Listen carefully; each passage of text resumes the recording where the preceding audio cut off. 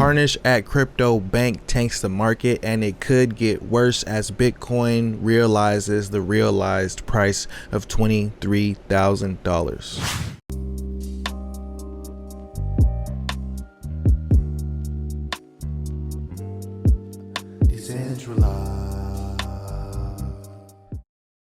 Welcome to Everything Currency. I'm your host Jay, and today I want to talk to you guys, of course, about the whole Celsius situation. Since I haven't touched on it yet, I want to talk to you about some interesting things going on over there. I want to also talk a little bit about Binance and what's going on with Binance. Also want to take a look at this Bitcoin chart because there's some interesting things right here at this very last level that we have to hold. We have not broken this level yet, so if we break this level for Bitcoin, very interesting things will take place in the next up and coming week. So if you're excited about that, like the video, subscribe to the channel. If you're not subscribed to the channel, let me know if there's anything you need help with in cryptocurrency. You want me to make a video about something and check out a project, leave that in the comment box. As you guys know, right now this is hunting season for me. I'm hunting for the next best altcoin so that I can start scooping it up when these prices are stupid dirt cheap, and then ride the waves when the market starts doing very well again. Nothing on my channel is financial advice. What you do with your money is your responsibility. So if you make a lot of money, that's your fault, and if you lose a lot of money, that is also your fault. So let's get right into, check out the website Everythingcurrencycrypto, where you can get yourself a nice little homie hat. Shout out to the homies that still watch the videos. Almost time to start scooping that thing up, I know. So looking at the market right now, the first thing I want to talk about, of course, is what's going on with Celsius over there. So if you don't know what Celsius is a lending platform, and they allow people to basically put their cryptocurrency up, kind of stake it, and then they'll earn a percentage on the cryptocurrency, and they pay the people the percentages on their cryptocurrency by reinvesting customers' funds, which is the most dangerous way to run a business like that. It's actually illegal in a bunch of places because it's very dangerous to run a business like that. So right now, Celsius has halted people's withdrawals on the platform due to a liquidity issue. They're calling it a liquidity issue. Now that just pretty much sucks. And what sucks a little bit more about Celsius is it is a lending platform. So if you're taking out a loan on Celsius and the prices are tanking like they are today, you can't even get in there to move your money around so that you can repay your loan. So some people are getting forced liquidated, and it kind of sucks. They're getting liquidated even though they got the money in there. So it's very this sucks. They're gonna get in trouble for this for sure. It's gonna be bad, but this is not the reason why the market tanked, in my opinion. It's just a nice story, good narrative for what's going on. And hey, I don't know what's going to happen with Celsius in the future. I don't know if they can fix this issue, but I know it's really bad that a lot of people are going to be getting liquidated, and it's forced liquidations. They're allowing you to deposit money, but you can't withdraw money. You can't move your money around like you would normally be able to do. And that's hurting a lot of people.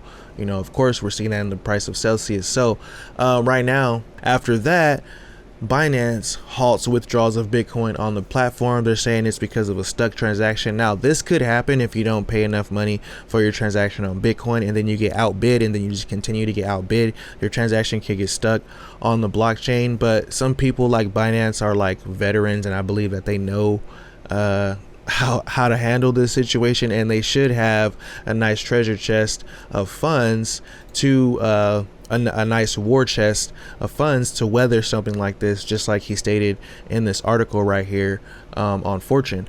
But the interesting thing is this always happens with crypto platforms. So now that we're seeing this volatility, like Bitcoin dropped 15% today, we don't see 15% drops. We haven't seen a 15% drop in Bitcoin in a very long time. So let's take a look at that chart and just see what we're looking at right here. So basically on the daily, we just kept getting rejected, and then we had a big old sell-off in the middle of the night last night. Very interesting sell-off. Now, to me, this could get worse because we're not oversold yet here on the RSI. We haven't even hit the previous level that we reached on the RSI, so we could come down a little bit lower, and even the TDI on the daily is saying that we could come down a little bit lower. We don't have any resistance on the major moving averages. We got right here the 200 EMA, the 200 MA. The MA is the yellow one. The MA is the blue one, and the EMA is the yellow one. So set those up on your chart and watch those. They're very important levels. Looking at the weekly though, this is our only sign of bullishness right here. This is that level that we haven't broken yet. This blue line right here is the 200 moving average on the weekly. So going back all the way through the Bitcoin price, we could see every time we spike below it, it pretty much bounces immediately, and then things start to continue up. Right here we bounced on it, came up to the 200 EMA, and then bounced on it again, and then we finally went back up. Over here we dipped real below it, and we bounced so fast, bounced super quick. That was on that COVID crash, and then we barely tested it on this level again. So I think we can probably come below it and then maybe bounce up again. But if we break this level, this 200 EMA right here, and there are signs and there's overall things going on in the world and in the markets right now that heavy manipulation or whatever you want to call it, that could cause these things to happen. But if we break this level, there's not much resistance stopping us. We don't have, these lines right here are very thin over here. There's not much resistance stopping us from going even lower to back down here where it could be 12k Bitcoin, which is kind of like where our super resistance was before we started this bull market. So that nobody wants to see that, of course, because our altcoins could still get lower. Now this is the same moving averages, but looking at the total 2 right here, so you can see this can get a little bit more dippier for sure. We could be coming down, most likely coming down to test the 200 MA for the altcoins too. So I know it sucks, I know it hates to see, but these altcoins could dip even more. It could get even worse for altcoins. So definitely watch your altcoin exposure. I don't know, this is not financial advice. You do what you want to do. I've been saying that for weeks, but I've been saying watch your altcoin exposure for weeks right here in this area. I'm hoping we can try to go sideways or something like that, and then that will be a nice time to start scooping these things up. We start dipping below this level, yeah, it can get really worse. Now Ethereum took a tank, so if we look at this chart without Ethereum, it looks even worse. Like the altcoins could get, they could even get even cheaper for us. So depending on how you're looking at the market at this point, it can get worse or it can get better. For me, I'm more in the phase where I'm looking at the next best coin. It's hunting season, and I'm trying to scoop up some of these coins that I already know have some type of future, or that I believe, I won't say no, but coins that I believe have a future. So Dogecoin hits 93%. Now this is kind of unfair for Dogecoin because a lot of these coins hit 93% dip, but Dogecoin had one of the most historic runs in crypto. So of course they're going to talk about it because this whole Elon Musk thing, since it dipped. So hey, that Dogecoin hype was very interesting.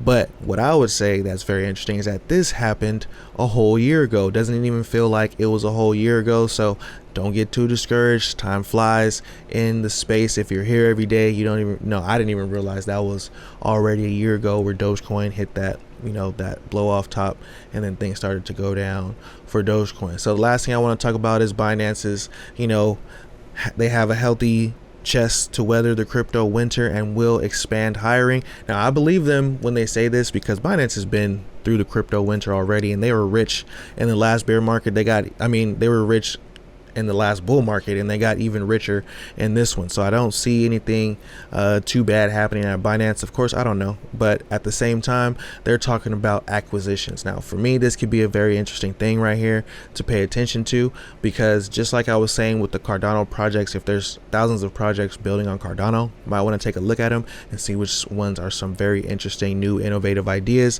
And right now I'm thinking, hey, if Binance is going to be acquiring companies and these companies are going to be tanking, the prices are already tanking, but they're going to have a powerhouse like Binance getting behind them, throwing them on the Binance exchange per se. Even just getting them on the Binance exchange could, boost their liquidity like tenfold. So it could be pretty interesting to pay attention to those projects in this market right now that Binance talks about acquiring, and those companies that Binance starts acquiring. Now, whether you believe that this is a good thing or a bad thing that Binance, a centralized entity, is so involved in the crypto space, a lot of people think it's really bad. Right now, I think it's just too early to tell. So I'm just trying to take advantage of the market as it comes to me right now. And this is what I'm seeing right now. In the long run, I do believe hey, decentralization should be the way to go.